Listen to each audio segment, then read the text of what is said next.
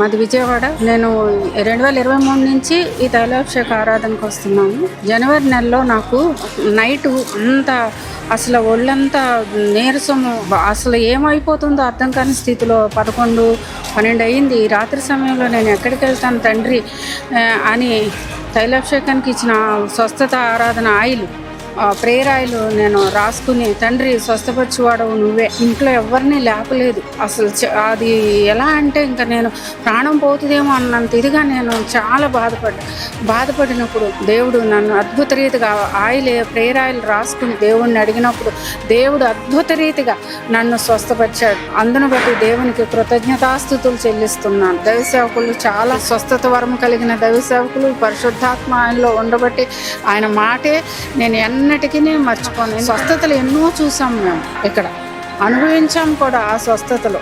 మరి యేసు నామముకే మహిమ కలుగును గాక.